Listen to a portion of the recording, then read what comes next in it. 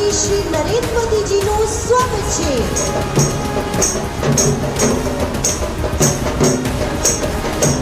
भारत माता की आपका स्वागत है. We love हमने 2025 तक $30 बिलियन के ट्रेड और $50 बिलियन के निवेश का लक्ष्य रखा. रशिया और इंडिया हमेशा अच्छे से दोस्त थे. बहुत अच्छी बात होगी इंडिया और रशिया के रिलेशनशिप बढ़ाने के लिए. हम एक ऐसे मित्र रहे हैं जो पिछले कई दशकों से हर पल एक दूसरे के साथ रहे हैं. मेरा जूता है जापानी, ये पतलून इंग्लिस्तानी, सर पे लाल टोपी रूसी, फिर भी दिल है हिंदुस्तानी.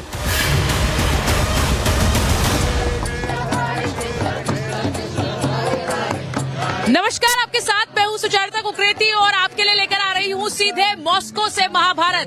मेरे ठीक पीछे जो आप देख रहे हैं ये इस्कॉन के साधु हैं जो यहाँ पर प्रधानमंत्री नरेंद्र मोदी के दौरे पर उनके स्वागत के लिए भगवान कृष्ण की भक्ति में लीन पहुँचे हैं. इस्कॉन और प्रधानमंत्री नरेंद्र मोदी का एक पुराना रिश्ता है और पुराना रिश्ता नरेंद्र मोदी और पुतिन का भी है, रूस और भारत का भी है. इसीलिए आज यहाँ महाभारत में बात होगी तीसरे कार्यकाल में नरेंद्र मोदी ने क्यों रूस को चुना है, क्यों रूस के आकर एक बार फिर हाथ मिलाने के बारे में भारत ने सोचा है. वही बात इस बात की भी होगी कि भारत के रूस में पहुंचने से, मोदी के पुतिन से मुलाकात करने से अंतर्राष्ट्रीय समुदाय किस तरह से इस मुलाकात को देखेगा. चीन में पहले ही हड़कंप मचा है, वहीं दूसरी तरफ अमेरिका भी बहुत उम्मीद से इस बैठक को देख रहा है क्योंकि उम्मीद साझेदारी की भारत से, क्योंकि वो जानता है कि अमेरिका के साथ साथ, और तस्वीरें आ गई है, प्रधानमंत्री का काफिला पहुंच गया है.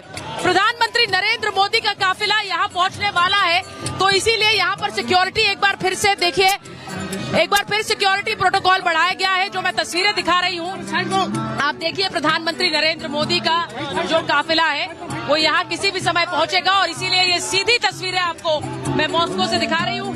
कार्ल्टन होटल में जहाँ प्रधानमंत्री रहने वाले हैं वहाँ पर लोगों को पहले से ही सड़क के इस पार आने के लिए कहा गया. प्रधानमंत्री आज पहुंचेंगे और स्टेट डिनर करेंगे रूसी राष्ट्रपति पुतिन के साथ, लेकिन उससे पहले उन्हें एक ग्रैंड वेलकम, एक ग्रैंड स्वागत दिया गया जब रूस के पहले डेप्यूटी प्राइम मिनिस्टर मातुरोव उन्हें लेने के लिए पहुंचे.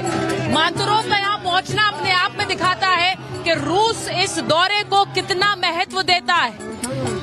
रूस के पहले डेप्यूटी प्राइम मिनिस्टर डेनिस मांतुरोव, क्योंकि जब चीन के राष्ट्रपति यहाँ आए थे तो रूस ने अपने सेकंड डेप्यूटी को भेजा था, लेकिन भारत के प्रधानमंत्री जब पहुंचते हैं तो रूस अपने first deputy prime minister Denis Manturov को भेजता है. ये अपने आप में भी एक सिग्नलिंग है, एक संदेश है. प्रधानमंत्री नरेंद्र मोदी पहुंच गए हैं यहाँ अपने होटल जहां वो रहने वाले हैं, कार्ल्टन में. प्रधानमंत्री नरेंद्र मोदी का भव्य स्वागत की तैयारियां हो गई हैं. ये पूरा काफिला जो रूसी पुलिस का आप देख रहे हैं, ये प्रधानमंत्री नरेंद्र मोदी के सुरक्षा प्रोटोकॉल में लगे हुए सुरक्षा कर्मी हैं और प्रधानमंत्री नरेंद्र मोदी पहुंच गए हैं कार्ल्टन होटल. तो ये जो तस्वीरें आप इस वक्त देख रहे हैं, प्रधानमंत्री का एक ग्रैंड वेलकम, एक भव्य स्वागत जो कि हुआ है मॉस्को में. और प्रोटोकॉल क्या होता है, भारतीय प्रधानमंत्री को जिस तरह से एक गार्ड ऑफ ऑनर दिया गया, स्वागत किया गया, उसी के साथ साथ रूस ने भी एक संदेश दे दिया है कि वो कितनी अहमियत भारतीय प्रधानमंत्री और भारत से रिश्तों को देते हैं. क्योंकि भारतीय प्रधानमंत्री जब पहुंचे हैं, व्लादिमीर पुतिन हम जानते हैं कि कितने बड़े सुरक्षा घेरे में रहते हैं. पुतिन नरेंद्र मोदी को एक प्राइवेट डिनर देंगे आज, एक व्यक्तिगत मुलाकात जो दोनों राष्ट्रीय अध्यक्षों के बीच होगी.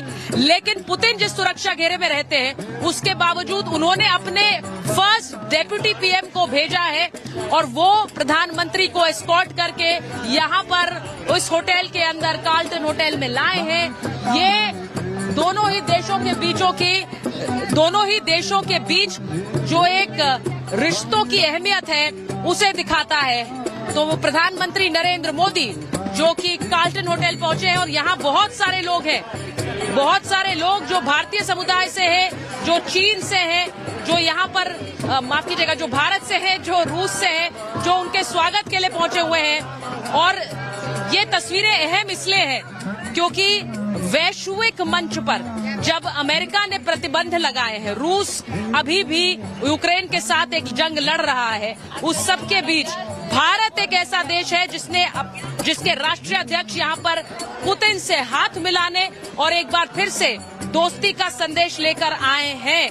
ऐसे में रूस के लिए भारत और नरेंद्र मोदी का जो महत्व है वो कई गुना बढ़ जाता है और मॉस्को, क्रेमलिन इस बात को अच्छी तरह से समझता है। आप देखिए जो तस्वीरें इस वक्त आ रही हैं प्रधानमंत्री नरेंद्र मोदी के स्वागत में, यहाँ एक पूरा भारतीय समुदाय है और जो भारतीय समुदाय उनके स्वागत के लिए यहाँ पर पहुंचा हुआ है, जो भारतीय समुदाय उनके स्वागत के लिए पहुंचा हुआ है। मैं इसीलिए आपको ये तस्वीरें बता रही हूँ क्योंकि प्रधानमंत्री की तस्वीरें लगातार रिपब्लिक मीडिया नेटवर्क आपको दिखा रहा है, मॉस्को से ये पूरा कार्यक्रम आपको दिखा रहा है। लेकिन नरेंद्र मोदी भारतीय प्रधानमंत्री इस मुलाकात से क्या कुछ घर लेकर जाते हैं और रूस इस मुलाकात से क्या उम्मीदें रख रहा है, उन सब पर बात करने के लिए हमारे साथ खास मेहमान भी हैं। लेकिन मैं तस्वीरें आपको यहाँ से दिखाती रहूंगी क्योंकि यहाँ जहाँ एक तरफ भारतीय प्रधानमंत्री का स्वागत हो रहा है तो वहीं दूसरी तरफ रूसी राष्ट्रपति भी उनके इंतजार में है एक प्राइवेट स्टेट डिनर के लिए जिसको आज उन्होंने रखा है। तो आज रूसी राष्ट्रपति से मुलाकात करेंगे, वहीं दूसरी तरफ ये भारतीय समुदाय के लिए भी एक अहम पड़ाव है।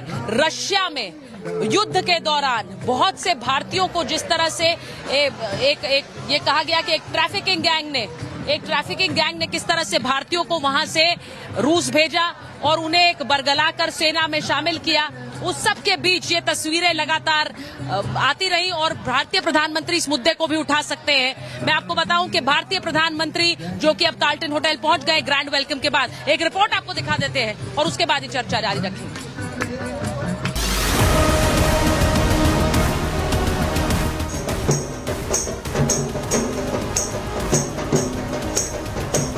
मेरा जूता है जापानी, ये पतलून इंग्लिस्तानी, सर पे लाल टोपी रूसी, फिर भी दिल है हिंदुस्तानी।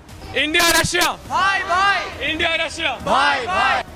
मॉस्को में हिंद की जय जयकार हो रही है, पुतिन का रूस मोदी के रंग में रंगा है। इस बीच होती है पीएम मोदी की धमाकेदार एंट्री। मोदी के स्वागत में मॉस्को ने पलक पावड़े बिछा दिए। लगातार तीसरी बार पीएम बनने के बाद मोदी का यह पहला रूस दौरा है। जैसे ही उनका प्लेन मॉस्को एयरपोर्ट पर लैंड किया, उनका शानदार स्वागत किया।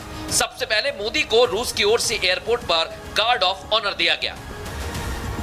मोदी 22वें शिखर सम्मेलन में शामिल होने के लिए पुतिन के बुलावे पर आए हैं। वो यहां से ऑस्ट्रिया के दौरे पर जाएंगे, लेकिन उससे पहले पुतिन से मीटिंग और भारतीय समुदाय से मुलाकात करेंगे। मॉस्को में रहने वाले भारतीय मोदी से मिलने के लिए उत्साहित हैं।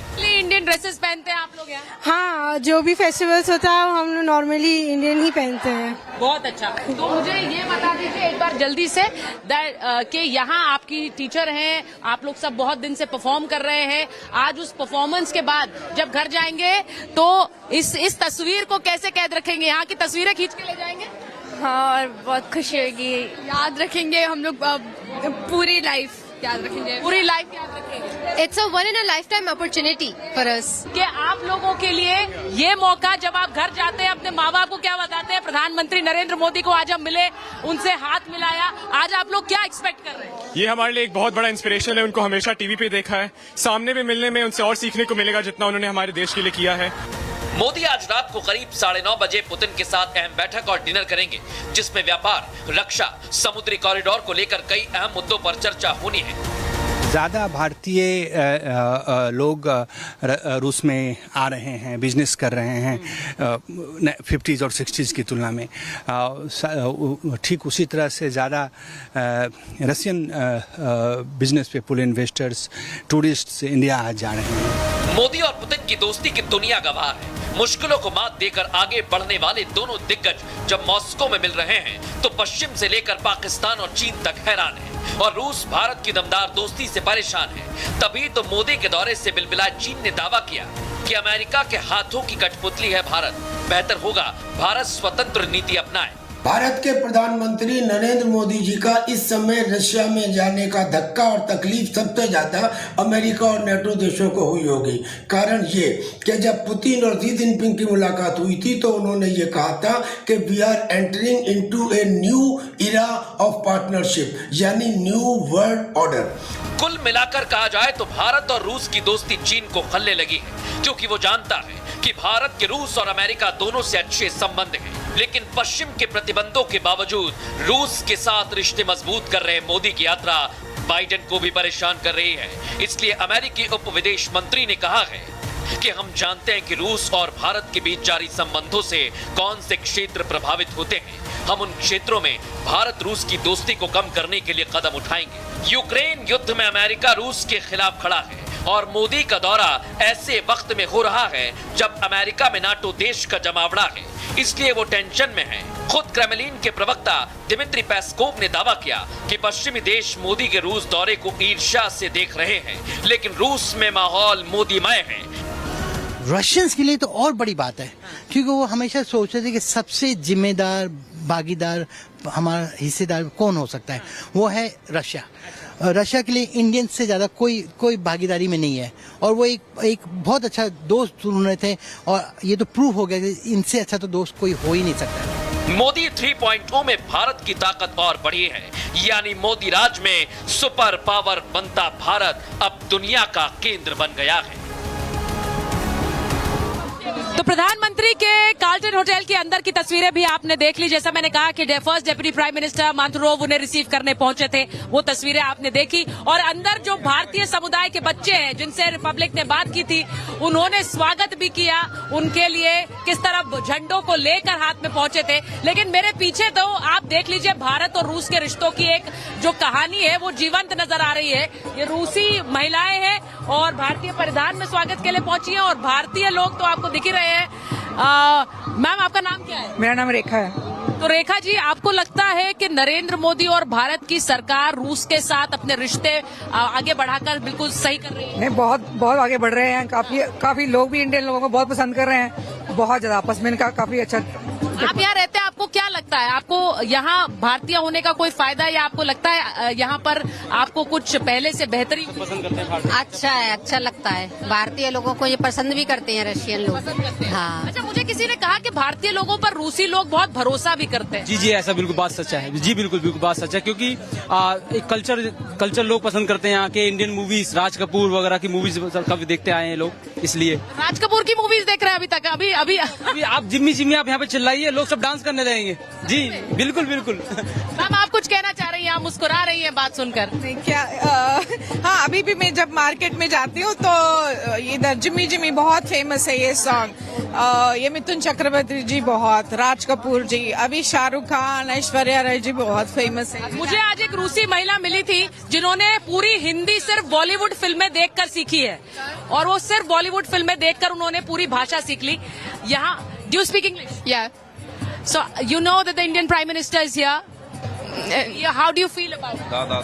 Yes, amazing day, atmosphere. wonderful. We think it's very good that our country is a friend. Our country is friends. आपको लग रहा है कि ये जो दोस्ती की बात वो कर रही है, ये सिर्फ मोदी पुतिन दोस्ती नहीं है, ये रूस भारत के बीच में भी दिखता है? ये रूस भारत की दोस्ती है। मोदी पुतिन से बहुत पुरानी दोस्ती है, और दोस्ती का तो आप देख ही रहे हैं। लोग यहाँ पे बहुत सारे लोग हैं, रशियन लोग, जो अभी हिंदी में भी इंटरेस्ट दे रहे हैं, सीख भी रहे हैं। और आपने डांस इनका शायद देखा ही था अभी थोड़ी देर पहले। आपको एक झलक दिखाऊंगा। हाँ, प्लीज दिखाइए ना, अगर वो दिखाए। हाँ।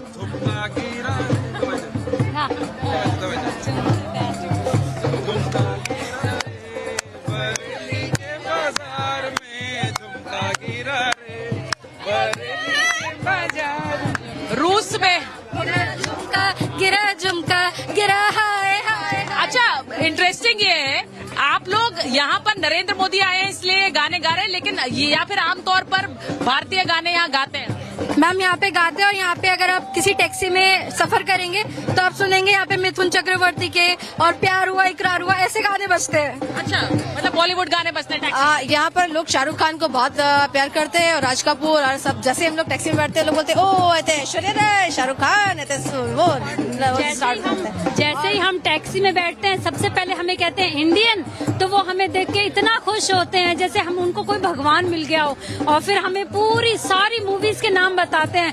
कई बार तो ऐसे होते जो हमारी नहीं देखी हुई होती उनकी देखी हुई होती है। अब मैं एक बार बता दूं, मेरे साथ यहाँ पर बीजेपी के राष्ट्रीय प्रवक्ता शहजाद पूनावाला जी जुड़ रहे हैं। एम्बेसडर दीपक बोरा हमारे साथ है। Ambassador, a warm good evening to you from Moscow. And colonel Shailendra Singh हमारे साथ जुड़ रहे हैं। हमारे साथ प्रोफेसर अखिल स्वामी हैं। मैं एक बार जरा शहजाद आपके पास पहले आ रही हूँ। शहजाद जी जरा बताइए, बहुत से लोग आज बहुत से तंज भी कसे गए और कई राजनीतिक दलों द्वारा कसे गए, जिसमें कहा गया कि नरेंद्र मोदी के आने और जाने की सिर्फ तस्वीरें दिखती हैं, हासिल कुछ नहीं होता। तो जरा दर्शकों को बताइए कि ये मॉस्को का और रशिया का दौरा क्यों इतना अहम है। सबसे पहले तो सुचरिता, जब आप मॉस्को से लाइव दे रही थी तो मुझे लगा मॉस्को है या मथुरा है, क्योंकि पीछे हरे रामा हरे कृष्णा के लगातार मुझे चैंटिंग सुनाई दे रही थी। तो मुझे लगता है कि आज जो लोग टिप्पणी कर रहे हैं ये कोई नरेंद्र मोदी या भारतीय जनता पार्टी की उपलब्धि की तस्वीरें नहीं हैं, ये भारत की उपलब्धि की तस्वीरें हैं, जो भारत की आर्थिक शक्ति, भारत की कूटनीतिक शक्ति, भारत की सैन्य शक्ति और भारत की सनातन शक्ति आज इस चरम पर पहुंची है कि किस प्रकार से जो चाइना को भी एक deputy prime minister second level का रिसीव करता है, आज प्रधानमंत्री भारत के फर्स्ट डेप्यूटी प्राइम मिनिस्टर उनको रिसीव करते हैं। आज जिस प्रकार से रशिया और भारत का जो रिलेशनशिप है, मैं कहता हूं देखिए कई ऐसे देश नहीं है जहां पर कि कठिन वैश्विक परिस्थितियों में वो रशिया के साथ भी बात कर सकते हैं, यूनाइटेड स्टेट्स के साथ भी भारत कर सकता है, जो इजराइल के साथ भी बात कर सकते हैं और पैलेस्टाइन मिडिल ईस्ट के साथ भी भारत कर सकता है। यह भारत की ताकत है और उसका प्रतिबिंब नरेंद्र मोदी है। और जहां तक रशिया के साथ है, चलिए फिल्मों के साथ तो हमारा पुराना रिश्ता रहा ही है, परंतु आज फ्यूल, जिस प्रकार से फ्यूल कम सस्ते दरों पर हमें रशिया से मिल रहा है, जो हमारी एनर्जी नीड्स को पूरा कर रहा है, उनकी इकोनॉमी को आगे बढ़ा रहा है। ट्रेड जो $65 बिलियन तक पहुंचा है, टेक्नोलॉजी ट्रांसफर, चाहे वो AK-203 राइफल हो, चाहे ब्रह्मोस मिसाइल हो। ब्रह्मोस मिसाइल का मतलब पता है आपको? ब्रह्मोस मिसाइल का मतलब है ब्रह्म से ब्रह्मपुत्रा और मोस से मॉस्कवा रिवर। ये दोनों नदियों के नाम पर ब्रह्मोस मिसाइल बनी है, जो हम आज दूसरे देशों को बेच रहे हैं। तो ये ट्रेड हो, चाहे डिफेंस हो, चाहे स्ट्रेटेजिक पार्टनरशिप हो, ये आज एक नेक्स्ट लेवल पर पहुंचा है। यूनाइटेड स्टेट्स हमारा स्ट्रेटेजिक पार्टनर, रशिया हमारा टाइम टेस्टेड पार्टनर, और ये वही कांग्रेस पार्टी है जो एक समय पर कह रही थी रशिया के खिलाफ वोट कीजिए यूनाइटेड नेशंस में यूक्रेन के विषय पर। आज उन लोगों को बताना चाहिए कि अगर हम ऐसा करते तो क्या रशिया के साथ इस प्रकार के हमारे रिश्ते रहते?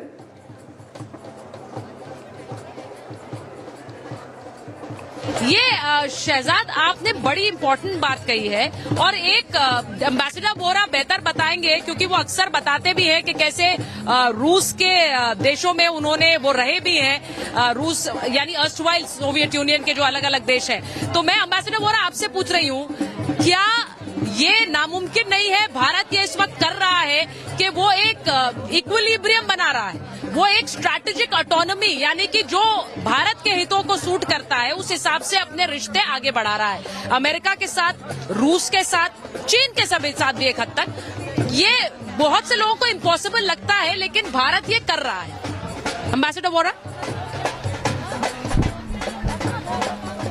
आपका बहुत बहुत शुक्रिया। स्पासिबा बालशोई, मैं रूसी में आपका धन्यवाद कर रहा हूं कि आपने मुझे ये मौका दिया आपके शानदार चैनल पर शरीक होने पर। Give me 1 minute. ये जो गए हैं प्राइम मिनिस्टर नरेंद्र मोदी और आपने जो देखा है हमको दिखाया है, का मतलब ये है ये मीटिंग ऑफ माइंड्स नहीं है सिर्फ मैम, ये meeting of hearts and minds है। ये मैंने बहुत से फॉर्मर सोवियत कंट्रीज में जहां मैं आपका राजदूत रहा हूं वहां पे इसको देखा है। एक चीज़ और बता देता हूं, पोलैंड में जब आपका राजदूत था उस समय राष्ट्रपति जो थे थोड़ी देर के लिए मेडवेदेव थे, तो उनकी पत्नी आई थी, हमने उनको रिसीव किया। जब मैंने बोला कि भाई मैं पासोल इंडिस की हूँ, भारत का राजदूत हूँ, तो मुझे कहती है from the land of Raj Kapoor. तो आप खुद समझ आइए कि इनके दिलों में कितना प्रेम है हमारी फिल्मों के लिए, हमारे कल्चर के लिए। दूसरी चीज क्या संदेश दे रहे हैं नरेंद्र मोदी वहां जाकर। हम लोग ये स्ट्रेटेजिक ऑटोनॉमी की बहुत बात करते हैं, पहले होती थी नॉन अलाइनमेंट, फिर कुछ लोग कहते हैं मल्टी अलाइनमेंट, मैं कहता हूं ऑल अलाइनमेंट। हम संदेश अमेरिका को ये दे रहे हैं, देख टाइगर तू हमारा नया दोस्त है, इसका ये मतलब नहीं कि हम पुराने दोस्तों को भूल जाते हैं। चाणक्य ने क्या कहा था, मेरे दुश्मन का दुश्मन मेरा दोस्त होता है। कहीं उसने ये नहीं कहा था अगर दो देश आपस में भिड़ रहे हो आपको चुनना पड़ता है। आपको याद है अमेरिका ने पाकिस्तान से क्या कहा था कि यहां तू तालिबान के साथ है या मेरे साथ है, दोनों के साथ नहीं हो सकता। हमने साबित कर दिया कि हम दोनों के दोस्त हैं। और चीन को जो संदेश गया है कि ये मत समझ रूस टोटली तुझ पर निर्भर है, एक और महाशक्ति रूस के साथ खड़ी है, उस महाशक्ति का नाम भारत है। मैम ये एक चीज बताना चाहता हूं, ये जो चेन्नई व्लादिवोस्टॉक मैरीटाइम कॉरिडोर की बात हो रही है जिस पे हस्ताक्षर होंगे, जानते हैं ये कहां से गुजरता है? साउथ चाइना सी से। चीन क्या करेगा, अरे मत जाओ इधर से मत जाओ, का टाइगर ये तो रूस का सामान हम ले जा रहे हैं, देखते हैं ये क्या कर पाएगा। फैंटास्टिक विजिट, सारी दुनिया को संदेश, भारत आ गया है, भारत अपने दोस्तों को कभी नहीं त्यागेगा, भारत पे भरोसा कर। देखिए एम्बेसडर वोरा, भारत, मुझे बहुत से ऐसे यहाँ पर भारतीय मिले, मैंने शुरुआत में भी इस बात की इसको कहा, जिनका ये कहना है कि चीन के साथ रूस का रिश्ता है और चाइना रशिया, हम एक दोस्ती की भी बात कर लेते हैं, लेकिन रूसी लोग भरोसा भारत पे करते हैं। ये कितना इम्पोर्टेंट है मिलिटरीली, यानी कि सैन्य समझौतों के नजर से, वहीं ट्रेड के नजर से। मैं एक ये सवाल आपसे जल्दी से पूछूंगी, फिर कर्नल सिंह के पास जाऊंगी। आपने बिल्कुल सही कहा है, भरोसा जहां तक है वो भारत के ऊपर करते हैं। और जो रूस चीन के संबंध है मैम, मैं इसको अंग्रेजी में कहूंगा मैरिज ऑफ इनकन्वीनियंस। रूस चीन की तरफ मुड़ा था जब पश्चिम ने उसको ठुकरा दिया था, लेकिन वो पसंद नहीं करते चीनियों को, भरोसा उन पे नहीं करते, भरोसा हम पे करते हैं। ये बात आप समझ लीजिए, बांध लीजिएगा। अगर उनको कभी चुनना पड़े, भगवान ना करे उनको चुनना पड़े, मैम उनका फर्स्ट चॉइस रहेगा भारत और खासतौर इंडिया अंडर नरेंद्र मोदी।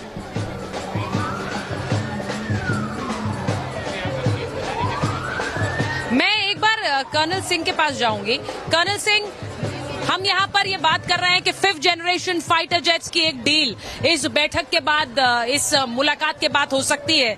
रूस बहुत दशकों से हमारा एक सैन्य पार्टनर रहा है, लेकिन आज के समय में हमें हमेशा से रूस की जरूरत ज्यादा रही है भारत की बनिस्बत रूस को हमारी। लेकिन क्या ये इक्वेशन बदला है पिछले कुछ समय में? अगर आप मुझे इजाज़त दें, आपने थोड़ी देर पहले कहा था कि कुछ लोग कहते हैं कि प्राइम मिनिस्टर जाते हुए दिखते हैं और आते हुए दिखते हैं, होता कुछ नहीं है। अगर हम 5th लार्जेस्ट इकॉनमी बन रहे हैं और कुछ नहीं हो रहा है, तो मैं ये प्रेफर करूंगा कि कुछ ना हो। अगर आज यूएस हमें एक अलग दर्जा दे रहा है, एक अलग तरीके से ट्रीट करता है, और अगर ये कुछ नहीं में आता है तो भगवान करे ऐसा ही कुछ होता रहे। जिस तरीके से अगर डिप्लोमेसी में सबसे बड़े इंडिकेटर्स होते हैं कि भारत ने इंडिकेशन दिया है वहां जाने का, यूएस जाने का नहीं दिया है, पहली बात। दूसरी बात, जिस तरीके से उन्हें ट्रीट किया जा रहा है, देखिए, आंखें खोलिए, अदरवाइज यूएस को कोई परेशानी नहीं होनी चाहिए थी।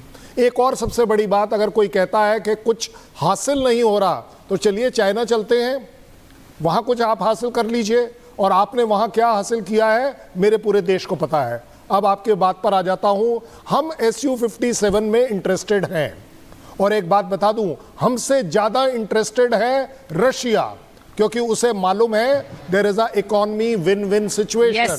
इंडिया के लिए 5th जनरेशन एयरक्राफ्ट आना जरूरी है, हमें आज नहीं तो कल मिल भी जाएगा। आज आप बोल दीजिए F-35 अभी दे देगा आपको यूएस से। That is where Russia wants कि नहीं, हमारा और भारत का जो एक विश्वास है आपस में, एक भरोसा है आपस में, एक दूसरे के ऊपर डिपेंडेंसी लेने के लिए हम तैयार हैं। ये रिस्क नहीं है, ये विजडम है। इस वजह से आज आप देख रहे हैं कि वेस्टर्न मीडिया कितना ज़्यादा अटेंशन पे कर रहा है, चाहे वो नेगेटिव करे, बट उसके पीछे आप पढ़ पाएंगे कि इंडिया और रशिया की किसी भी तरह की दोस्ती या स्टेप फॉरवर्ड करना, इकोनॉमिकली करना, चाहे कुछ भी कह लीजिए, उस पॉइंट ऑफ व्यू से अगर SU-57 से रिलेटेड हम उनके साथ एक मेक इन इंडिया मैन्युफैक्चरिंग कर सकते हैं, टेक्नोलॉजी ट्रांसफ़र कर सकते हैं, तो इससे बड़ा झटका मुझे नहीं लगता कि यूरोपियन कंट्रीज को लगेगा। और इससे ज़्यादा बड़ी जीत रशिया के लिए नहीं होगी, इससे बड़ी ज़्यादा जीत इंडिया के लिए नहीं होगी कि हम एक। देखिए, मैंने एग्जैक्टली इसीलिए कहा कर्नल सिंह कि ये रिश्ता क्या पिछले कुछ समय में थोड़ा सा बदला इसी लिहाज से है क्योंकि रूस भी ये जान रहा है कि इन परिस्थितियों में जब वो एक जंग यूक्रेन के साथ लड़ रहा है, यहाँ भारत जैसा एक देश, उसके राष्ट्रीय अध्यक्ष रूस का हाथ पकड़े हुए हैं अभी भी, क्योंकि बहुतों ने तो छिटक दिया है और रूस शायद बहुत हद तक ये दिखाता है परवाह नहीं है, लेकिन उसका जो असर पड़ता है क्या उसकी भरपाई भारत कर रहा है, इसीलिए और अहम हो जाता है। मेरे साथ कुछ भारतीय स्टूडेंट्स हैं, जरा एक बार उनसे बात करती हूँ। प्रोफेसर स्वामी, आपके पास आ रही हूँ, जरा बताइए क्या नाम? My name is Pandit Dhruvil and we are from Penza medical state university. अच्छा, आप वहाँ से आए? यस। आप क्या छुट्टी के लिए आए हुए? No, we are actually about to visit. हम इधर वैकेशन मनाने के लिए आए थे, जो इंडिया जा रहे थे। तो हमको ऐसा था कि हम मोदी जी को मिल ले तो हमारे लिए अच्छा रहेगा क्योंकि हम कभी देखे नहीं है और हमारा सौभाग्य रहेगा कि उनको मिलना रहेगा। तो हम काफी खुश थे कि हम मिल पाए उनसे। और the moment we get to know that Shri Modi ji is here, so we immediately run over there. अच्छा, आप लोग अमेरिका में रहते हैं? आप भी अमेरिका में रहते हैं? नहीं, हम इंडिया में ही रहते हैं। इंडिया से ही है हम। अच्छा, मुझे ये बताइए कि आप लोगों को क्या लगता है, क्या नरेंद्र मोदी ने कुछ बदलाव किया है? मुझे ऐसा लगा कि आपने पेंसिल्वेनिया बोला इसमें। Yes, for upcoming years, he is surely looking to scale up the level between the relation of India and Russia. Hindi नहीं आती? Yeah, I know Hindi, but Hindi में बोलिए। हिंदी में? अच्छा, ठीक। अरे हाँ, मोदी जी ने तो काफी बदलाव किए हैं। अभी जो इलेक्शन हुआ है उनको जो मतलब मौका दिया गया दूसरी बार, मतलब तीसरी बार, उसकी वजह से हम कह सकते हैं कि मोदी जी काफी बढ़िया काम कर रहे हैं।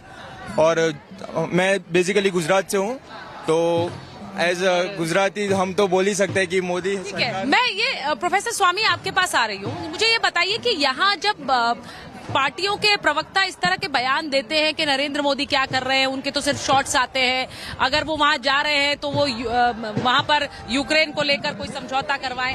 मेरा सीधा आपसे सवाल ये है कि प्रधानमंत्री जिन दौरों पर जाते हैं, क्या वहां से आपको लगता है कुछ हासिल नहीं हुआ है, जैसा कि बयान कांग्रेस पार्टी के कुछ नेता दे रहे हैं? देखिए, मैंने बड़े प्रबुद्ध जनों की तीनों की बात सुनी और मेरी जो टिप्पणी है नंबर 1, मैं जब पंडित जवाहरलाल नेहरू की फोटो देखता हूं, लाल बहादुर शास्त्री की फोटो देखता हूं, जब विदेश दौरे में जाते थे, वहां विदेशी लोग गोरी नस्ल के, गोरे रंग वाले लाइन लगा के लाखों की संख्या में खड़े रहते थे। आज मेरे को देख के अफसोस हो रहा है कि मोदी जी को रिसीव करने के लिए वहां केवल हिंदुस्तानी लोग हैं और उसमें भी ज्यादातर गुजराती लोग हैं। कि गुजरातियों में कोई बुराई बात नहीं है, लेकिन बाकी देश के लोग नहीं है, केवल गुजरात। अब ये हिंदुस्तान से ले जाए गए हैं या वहीं के गुजराती हैं, ये मुझे नहीं पता। नंबर 1।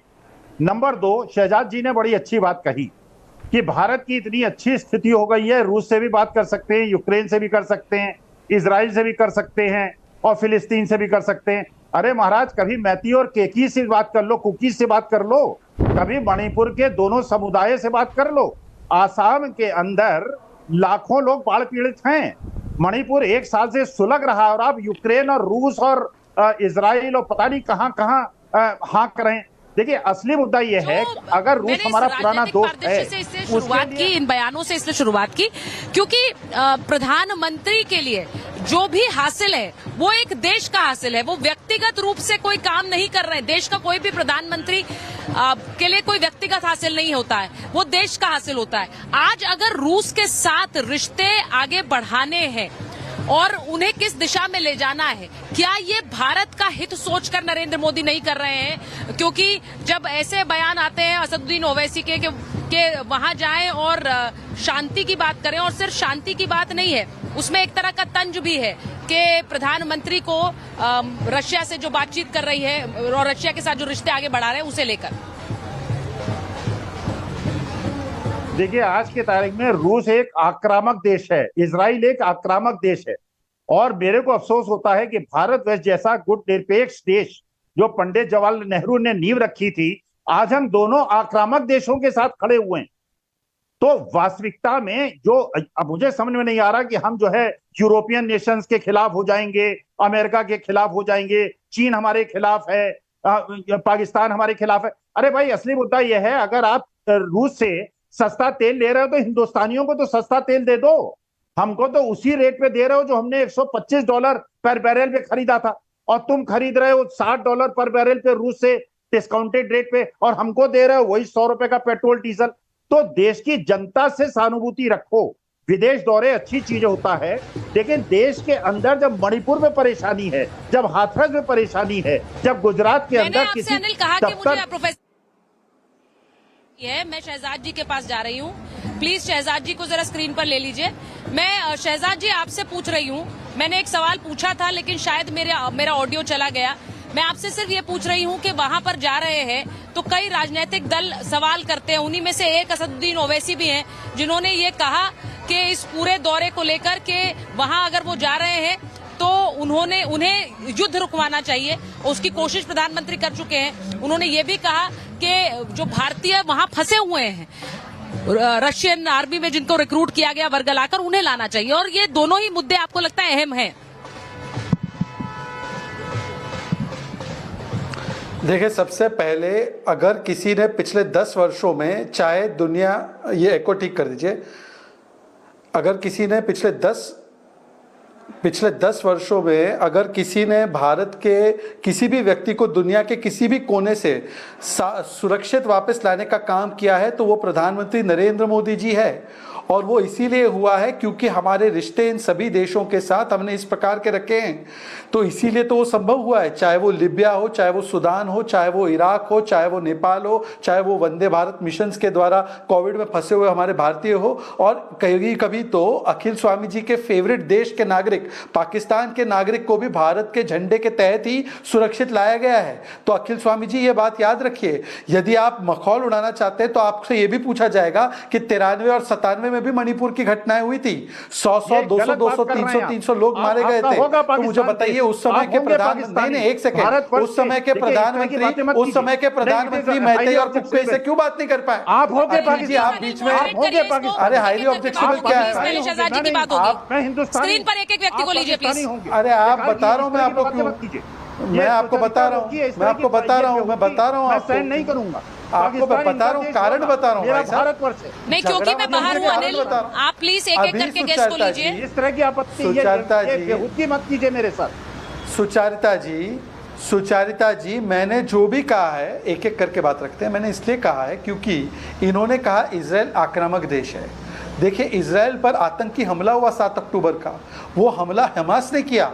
अखिल जी ने हमास की निंदा नहीं की, अखिल जी इजराइल की निंदा करने लग गए।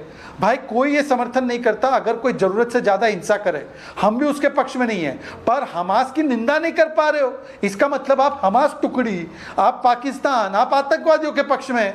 ये सीधे सीधे बात समझ में आ रही है अखिल जी। अब आप अखिल जी, अगर आपका दिल हमास के लिए धड़कता है, अगर आपका दिल पाकिस्तान के लिए धड़कता है, उसमें मैं क्या करूं? आप बोलते उस समय के प्रधानमंत्री तो 26/11 के बाद कोई हमला भी नहीं कर पाते थे, कोई उस पर एक्शन नहीं ले पाते थे। तो अखिल जी, ये आपकी और आपकी मंडली की हकीकत है। आपने तो नॉर्थ ईस्ट को कैसे रखा था, आज नॉर्थ ईस्ट को मेन स्ट्रीम में लाया गया है, पर वो छोड़ देते हैं। आज मैं केवल अखिल जी से एक ही बात पूछना चाहता हूँ, ये जो सस्ते दाम पे तेल मिल रहा है, इस पर हमें सैंक्शन नहीं लगा है, वो इसलिए क्योंकि हमारे रिश्ते यूएस और यूके दोनों से मजबूत, रशिया और यूएस दोनों से मजबूत है, और वो तेल सस्ते में भारत में बेचा जा रहा है। आपकी सरकारों ने तेल का दाम बढ़ाया है, कर्नाटक में बढ़ा है, तेलंगाना में बढ़ा है। तो अखिल जी, अपनी सरकार को बोलो कि पेट्रोल का दाम जो मोदी जी कम करवा के ला रहे, वो सस्ते दाम पे बेचे। अच्छा, मैं एक चीज ये दीपक बोहरा जी से पूछूंगी, और मैं चाह रही हूं कि आज क्योंकि हम रिफ्लेक्ट कर रहे हैं भारत और रूस के बीच के जो रिश्ते हैं उन पर बात करके, और ना कि एक प्रतिद्वंदिता यहां पर दिखा के या फिर एक सियासी उसे पहलू देके, प्रधानमंत्री का ये दौरा भारत के लिए क्या मायने रखता है, हम अपना हित सोचकर आगे कैसे बढ़ सकते हैं, ये इम्पोर्टेंस, क्या इम्पोर्टेंस है इस रशिया दौरे की। मैं बार बार कह रही हूँ प्रोफेसर एम्बेसडर बोहरा कि यहाँ रूस भारत का आना, क्या रशिया इस बात की इम्पोर्टेंस समझ रहा है कि नरेंद्र मोदी अपने तीसरे दौरे में रूस को चुनकर यहां आए हैं? क्या रशिया इसकी इम्पोर्टेंस समझ रहा है कि मोदी ऐसे समय में आए हैं जब बाकी देशों ने उस पर रिस्ट्रिक्शंस लगा रखे हैं? इस इम्पोर्टेंस को रशिया कितना समझ पाएगा? एम्बेसडर बोहरा, क्या रशिया इस बात की ये आपने बहुत बहुत अहम प्रश्न पूछा है। अब मैं पॉलिटिकल डिस्कशन में नहीं पढ़ूंगा वो इधर क्यों नहीं गए, उधर क्यों नहीं गए, रूस क्यों गए हैं। हाल ही में आपने वर्ल्ड बैंक के फिगर्स देखे होंगे कि जो प्रतिबंध लगाए हैं रूस पर, रूस की इकोनॉमी बूम कर रही है। अब वो अपर मिडिल इनकम से हायर इनकम इकोनॉमी बन गई है, तो कोई फायदा नहीं हुआ इन सैंक्शंस का। दूसरा, रूस को इस समय मित्र चाहिए। वो एक अंग्रेजी की कहावत है, stand up and be counted. Bharat खड़ा है उसके साथ कि आपने हमारे साथ कभी धोखा नहीं किया, हम आपके साथ कभी धोखा नहीं करेंगे, ये हमारी परंपरा नहीं है। तीसरी चीज मैम, पूरी दुनिया को संदेश, रशिया के साथ पीएम साहब जरूर बात करेंगे कि यूक्रेन के बारे में जो जंग हो रहा है, क्या इरादा है आपका। आपको मालूम है अभी कुछ घंटे पहले आज सुबह मॉस्को या रशिया ने ध्वस्त कर दिया है कई शहरों को यूक्रेन में, कई लोग मर गए हैं, उसके अंदर मिसाइल बराज किया है। मेरा अब ख्याल है कि वो बताएंगे पीएम साहब को कि अब ये मेरा इरादा, इसी तरह से हम जंग खत्म करेंगे। तो ये बहुत महत्वपूर्ण है। वो और किसी से बात नहीं करेंगे, शायद चीन को भी नहीं बताएंगे क्या करना चाहते हैं, क्योंकि अगर एक शब्द में मैं कहूं, इंडिया रशिया रिलेशनशिप में भारत रूस का जो संबंध है उसका आधार है भरोसा, म्यूचुअल ट्रस्ट।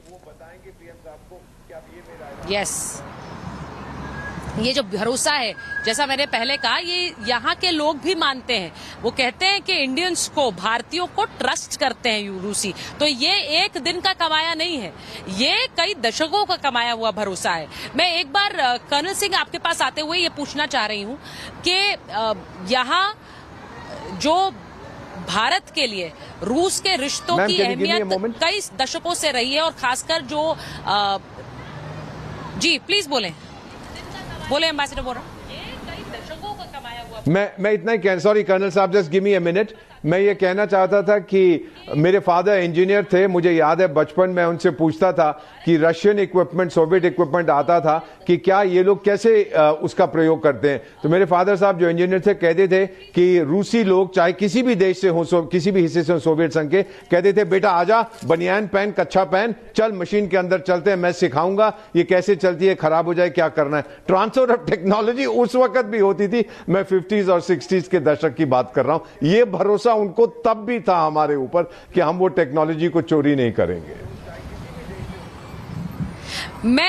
मैं आपको बताऊं, मैं कल से यहाँ रूस में लोगों से मुलाकात कर रही हूँ। उन्हीं में से सैमी कोटवानी जी हैं, जो कि यहाँ पर भारतीय समुदाय का भी प्रतिनिधित्व करते हैं, कोटवानी जी, और यहाँ पर मुझे लगता है कि एक तरह से बीजेपी का भी प्रतिनिधित्व आप करते हैं। आपने एक बड़ी खूबसूरत सी एक कहानी बताई थी, तो मैं चाह रही हूँ कि महाभारत के दर्शक जो हैं उसे जरा सुने, जो आपने नरेंद्र मोदी और पुतिन के बारे में कहा। देखिए, हमें कहा गया कि 85 साल पहले दो भाई लोग कुंभ के मेले में बिछड़ जाते हैं, और लेकिन फिर से पुनर्जन्म होता है उनका।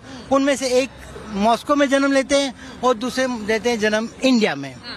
जो मॉस्को में जन्म लेते हैं उसका नाम है व्लादिमीर पुतिन, जो यहाँ के प्रेसिडेंट हैं, और जो इंडिया में जन्म लेते हैं उनका नाम है श्री नरेंद्र मोदी, जो वहाँ के प्राइम मिनिस्टर हैं। ये दोनों सगे भाई लोग हैं, सोच एक जैसी, चाल एक जैसी, काम एक जैसे, सब कुछ एक जैसा। और इन्होंने एक और दिलचस्प बात कही थी, मैं अपने दर्शकों को बता दूं, और ये कर्नल सिंह आप जरा सुनिए। इन्होंने ये सुबह कहा मुझसे कि उसके पीछे एक सोच ये है कि पुतिन कहते हैं made in Russia, Narendra Modi कहते हैं मेड इन इंडिया, तो इसलिए सोच एक जैसी है।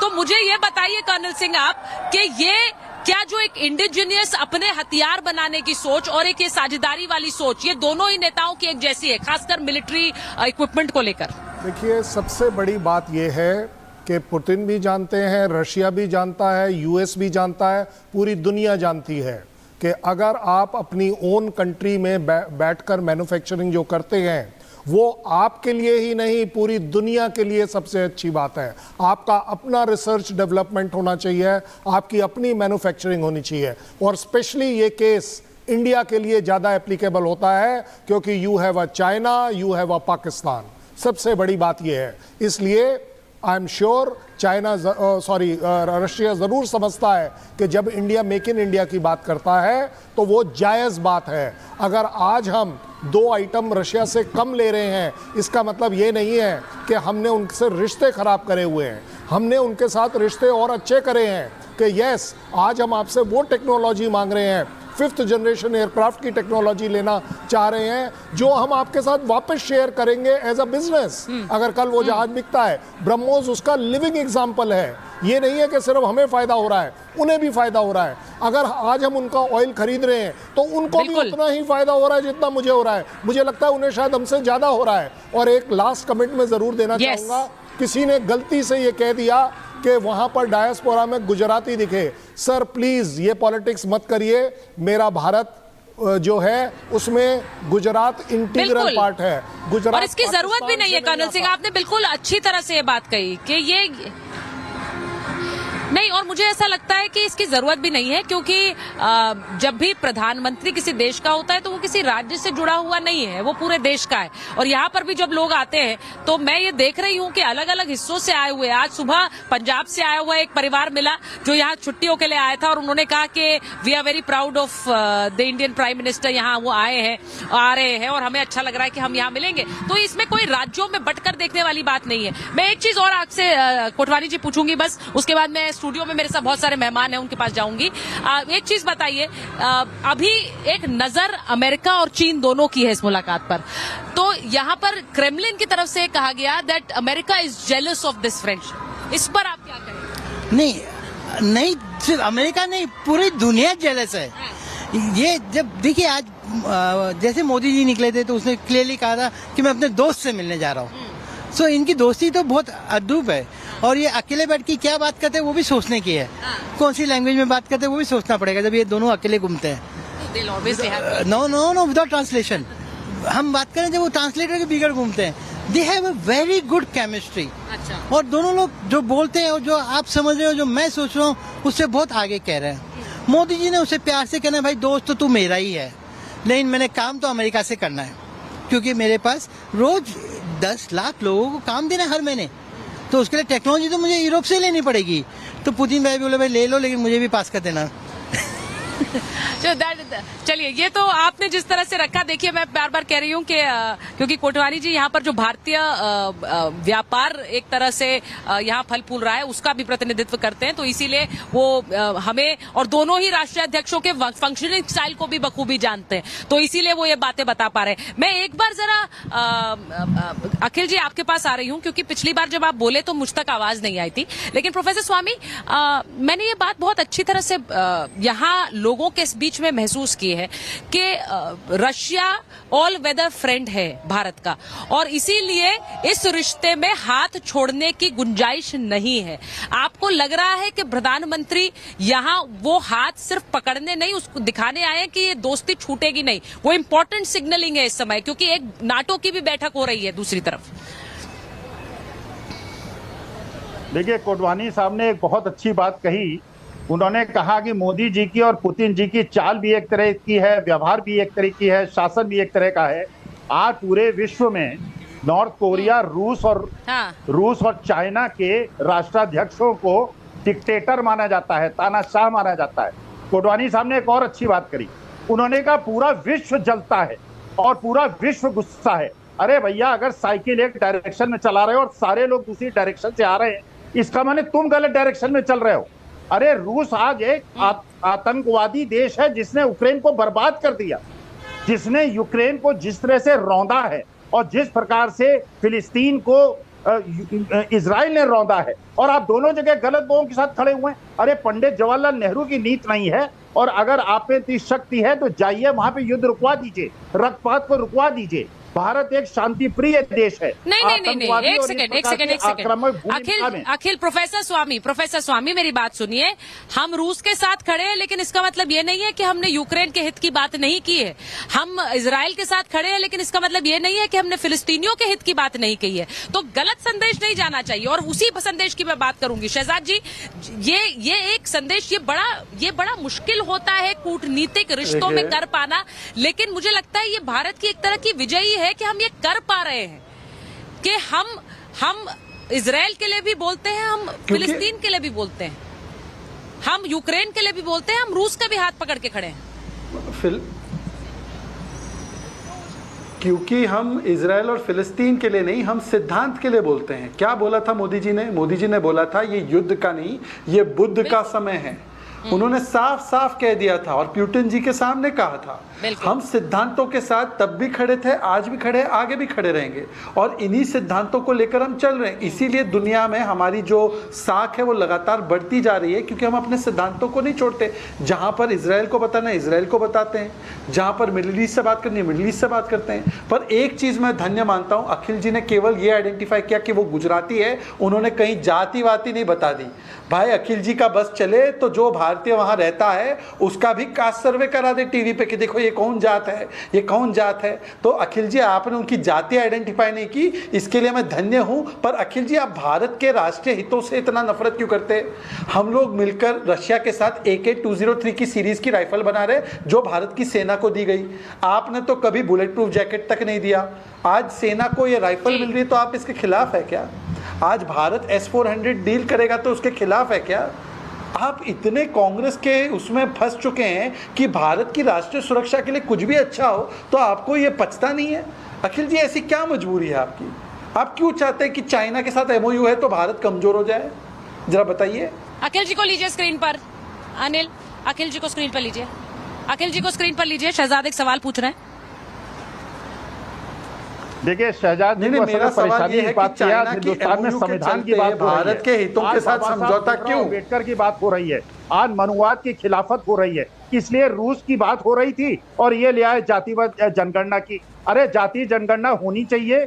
सवर्णों ने देश के अंदर जो सारी चीजों में कब्जा कर रखा है उससे छुटकारा मिलना चाहिए, PDA को आगे आना चाहिए, OBC को आगे आना चाहिए। बोले जा रहे हैं भाई, क्या बोल रहे हैं? संविधान की रक्षा होनी चाहिए। अरे रशिया इंडिया की डिबेट में भी ये ले आए। संविधान को मानने में और पिछड़ों को अधिकार मिलने में परेशानी क्यों, ये मनुवाद क्यों लाना चाहते हैं? प्रोफेसर स्वामी, अभी हम रशिया इंडिया टॉक्स की बात कर रहे हैं, रशिया इंडिया रिश्तों की बात कर रहे हैं। अरे उन्होंने तो शुरुआत करी है, मैं तो रशिया की बात कर रहा था, वो जाति जनगणना की करना चाहेंगे, वो किसी और डिबेट में बात करिए। आज तो रशिया और इंडिया के रिश्तों की बात कर लीजिए।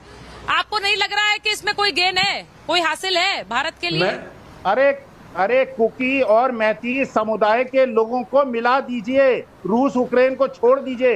यहाँ पे हिंदुस्तान के अंदर सीमावर्ती राज्य में 13 महीने से आग लगी हुई है, उसको सुधार दीजिए। रूस यूक्रेन को छोड़ दीजिए। सर देखिए एक चीज, प्रोफेसर स्वामी आप इसको एक अलग टर्न दे रहे हैं जो मैं यहाँ पर होने नहीं दूंगी। आप इस पर अगर प्रधानमंत्री को अटैक करना चाहते हैं किसी और दिन करिएगा। आज भारत रूस रिश्तों की बात कर रहे हैं, एक जियोपॉलिटिकल डिबेट हो रही है, उसमें आपको अगर राजनीतिक मुद्दे बार बार लाने हैं वो किसी दिन और करिएगा। नहीं, मैं एक बार एम्बेसडर वोरा को लीजिए स्क्रीन पर। मैं एम्बेसडर वोरा के पास जा रही हूँ। एम्बेसडर वोरा, मैं सिर्फ ये समझना चाह रही हूँ कि इस दौरे के बाद, क्योंकि ये प्रतिक्रिया बार बार अमेरिका से भी मांगी गई, चीन से भी मांगी गई। अमेरिका ने कहा हमें भारत पर पूरा भरोसा है, चीन कह रहा है भारत अमेरिका का एक तरह से पिछलग्गू बनकर घूम रहा है। ये इस तरह की प्रतिक्रिया आ रही है। क्रेमलिन कह रहा है कि अमेरिका जेलस है इस मुलाकात से और इस दोस्ती से। आप समझ रहे हैं कि केंद्र में हर किसी के बयान के भारतीय है।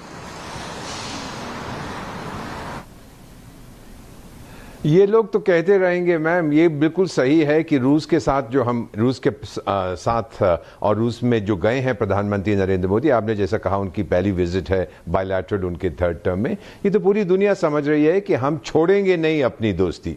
दूसरी चीज, अगर अमेरिका जैसे क्रेमलिन ने कहा है कि अमेरिका जेलस है, ये क्रेमलिन कह रहा है, इसमें हमें क्या प्रतिक्रिया कर सकते हैं। जहां तक चीन का सवाल है मैम, इतना बता देता हूं, कोई उन पर भरोसा नहीं करता, टॉलरेट करते हैं चाइना को, ट्रस्ट नहीं करते। जी, ये एक ऐसी सोच है जो मैं कहूंगी कि समय के साथ ही आगे बढ़ती है। भरोसा समय के साथ आगे बढ़ता है।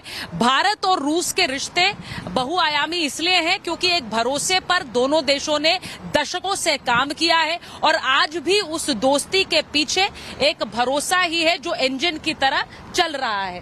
तो मुझे ये कहना चाहिए कि इस दोस्ती से क्या निकल कर आता है, उन समझौतों का हम इंतजार करेंगे, लेकिन मॉस्को से हमारी ये कवरेज जारी रहेगी। मेरे मेहमानों का बहुत बहुत धन्यवाद और दर्शकों का धन्यवाद देखने के लिए। महाभारत।